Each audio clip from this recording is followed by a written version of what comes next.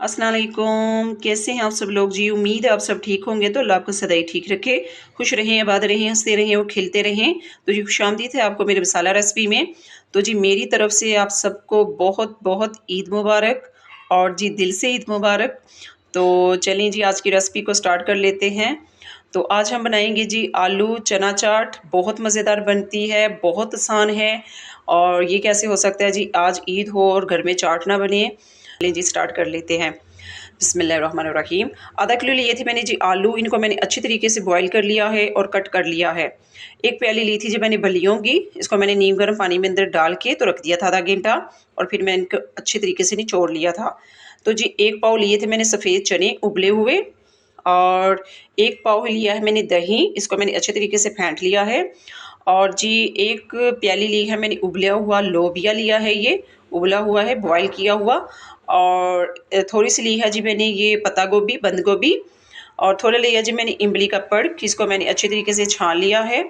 1 table spoon ली है मैंने कुटी हुई लाल मिर्च। ये 2 टेबल स्पून लिया है जी मैंने chaat masala. Half table spoon लिया है मैंने सफ़ेद ज़ीरा। और 3 टेबल स्पून लिया है मैंने हरा धनिया। एक लिया मैंने टमाटर, इसको मैंने कट कर लिया है। एक लिया मैंने खीरा, इसको भी मैंने कट कर लिया है। 3 मिर्चें ली थी मैंने सब्ज़, इनको भी मैंने कट कर लिया है। और जी 2 लिए थे मैंने प्याज, इनको भी मैंने कट कर लिया है। तो जी सबसे पहले मैं आलू ऐड कर दूंगी। और आज मैं आपको जी 2 तरह से चाट बताऊंगी जो हम बचपन में खाते थे ठेले वगैरह से। आपकी बचपन की याद ताज़ा हो जाएगी। तो एक मैं जो हर घर में बनती है वो भी मैं आपको बता देती हूँ। तो जी आलू मैं डाल चुकी हूँ, तो अब मैं बंद गोभी डाल देती हूँ। तो जी ये मैंने बलियाँ भी डाल चुकी हूँ, ये मैंने ऐड कर दी हैं। अब डाल देंगे जी उबले हुए चने। थोड़े से बचा लेंगे क्योंकि हमने अभी दूसरी चाट भी बनानी है। थोड़ा सा लोबिया भी बचा लेते हैं, ये भी ऐड कर देंगे। कुटी हुई लाल मिर्च डाल देंगे।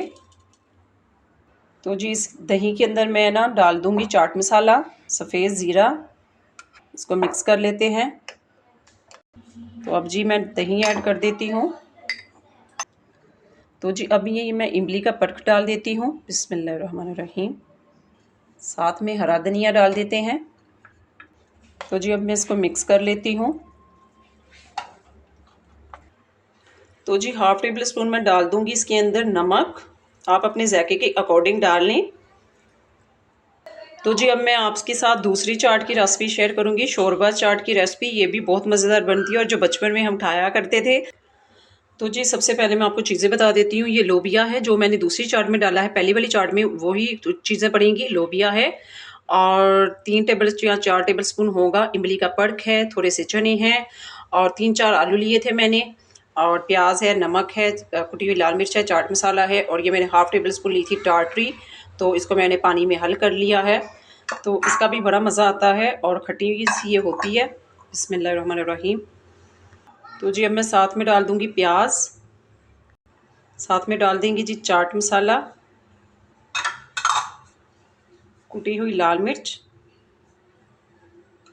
थोड़ी सी मैंने बचा ली है, ज़्यादा तीखा हो जाएगा। हाफ टेबल स्पून लिया मैंने नमक हस्बे ज़रूरत। तो जी चने डाल देते हैं, और उबला हुआ लोबिया भी डाल देते हैं।